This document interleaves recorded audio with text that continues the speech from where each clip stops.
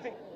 మా ప్రభుత్వ హయాంలో 25 లక్షల దాకా ఉచితంగా వైద్యం తీసుకునే పేదవాడు గర్వంగా ఏ పేదవాడైనా హాస్పిటల్కు కార్పొరేట్ హాస్పిటల్కు వెళ్ళి తలెత్తుకుని వైద్యం చేయించుకునే ఆ పేదవాడు వైద్యం అందక నెట్వర్క్ హాస్పిటల్స్ ఈరోజు బోర్డు తిప్పేసిన పరిస్థితుల మధ్య ఈరోజు పేదవాడి ఆరోగ్యం నడుస్తూ ఉంది.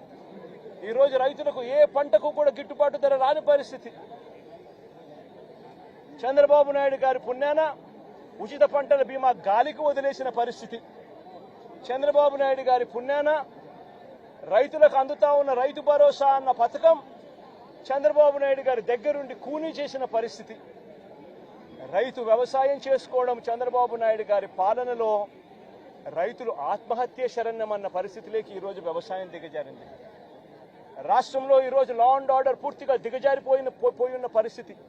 రెడ్ బుక్ రాజ్యాంగం ఈరోజు రాజ్యాంగం వెళ్తా ఉన్న పరిస్థితి. సూపర్ 6లు సూపర్ 7లు మోసాలే అయి ఇంతకు ముందు జగన్ ఉన్నప్పుడు ఇస్తా ఉన్న ప్రతి పథకము రద్దయిపోయి ఈరోజు ప్రజల బతుకులు పేదవాడి బతుకులు ఈరోజు అల్లాడుతా ఉన్న పరిస్థితులు ఈరోజు రాష్ట్రంలో కనిపిస్తా ఉన్నాయి. ఇలాంటి పరిస్థితుల్లో చంద్రబాబు నాయుడు గారు ప్రజలకు సమాధానం చెప్పుకోలేక ప్రజలు ఎక్కడ గొంతు విప్పుతారేమో అని చెప్పి ఆ గొంతును నొక్కడానికి చంద్రబాబు చేస్తా ఉన్న ప్రయత్నమే ఈ రెడ్ బుక్ రాజ్యాంగం.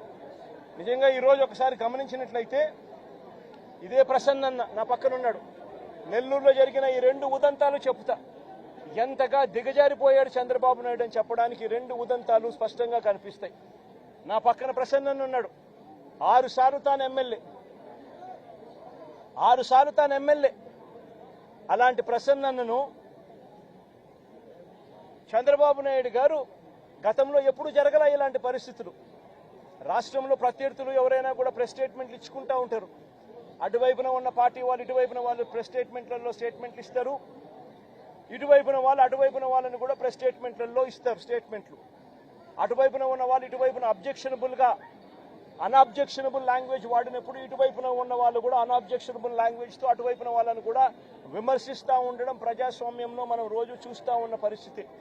కానీ ఎప్పుడూ కూడా ఇలా మనుషులను చంపేయడానికి ఏకంగా 80 మందిని 100 మందిని ఇళ్లకు పంపించేసేసి వాళ్ళు తాగుండి రాడ్లతోనూ కర్రలతోనూ మారునాయుధాలతోనూ వచ్చి కార్లను కూడా తిప్పివేసి పడేసే పరిస్థితిలోకి వాళ్ళు వచ్చి ఇల్లు మొత్తం ధ్వంసం చేసి ఇంట్లో 83 ఏళ్ల ప్రసన్న అమ్మ ఆవిడ మహిళ కాదా అని అడుగుతా ఉన్నా నేను. ఆవిడను బెదిరించి ఆ సమయంలో ప్రసన్న ఇంట్లో లేడు కాబట్టి సరిపోయింది. ఒకవేళ ప్రసన్న ఆ సమయంలో ఇంట్లో ఉండింటే ప్రసన్నను చంపేసే కార్యక్రమం కూడా జరిగి ఉండేది కాదా అని అడుగుతా ఉన్నా. ఇలాంటి దిగజారిపోయిన రాజకీయాలు గతంలో ఎప్పుడూ మేము చూడాల.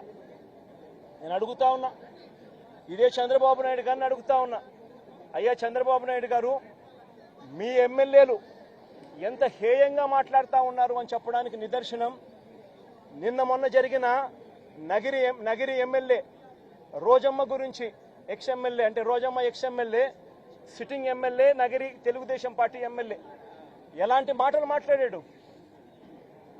చెప్పడానికి కూడా సిగ్గుపడే మాటలు, సిగ్గుపడాల్సిన మాటలతో రోజమ్మను హేయంగా మాట్లాడితే ఇదే చంద్రబాబు నాయుడు గారు ఏం చేశారని అడుగుతా ఉన్నా. మొన్న జెడ్పీ చైర్మన్ హారికమ్మ కారు ఆపి అద్దాలు పగలగొట్టి కర్రలతో దాడులు చేసి కారులో తాను తన మొగుడు ఉండగానే దుర్భాషలాడుతూ అన్యాయమైన తిట్టులు తిడుతూ వారి మీద దాడి చేయడం అన్నది మీ డిక్షనరీలో అర్థం ఏమిటి చంద్రబాబుని అడుగుతా ఉన్నా. మా మాజీ మంత్రి రజనమ్మ ఎంతటి దారుణమైన భాషతో మీ తెలుగుదేశం నాయకులు మాట్లాడారు అని అడుగుతా ఉన్నా.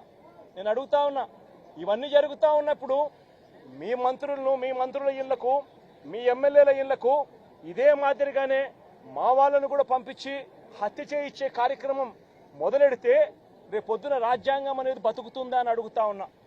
రాష్ట్రంలో లా అండ్ ఆర్డర్ అనేది ఏమైనా ఉంటుందా అని అడుగుతా ఉన్నా. ఎలాంటి బీజం వేస్తా ఉన్నారు చంద్రబాబు, సిగ్గుతో తలంచుకోవాలా నువ్వు చేస్తా ఉన్న పనులకు అని చెప్పి చంద్రబాబు నాయుడిని గట్టిగా మందలిస్తా ఉన్నా.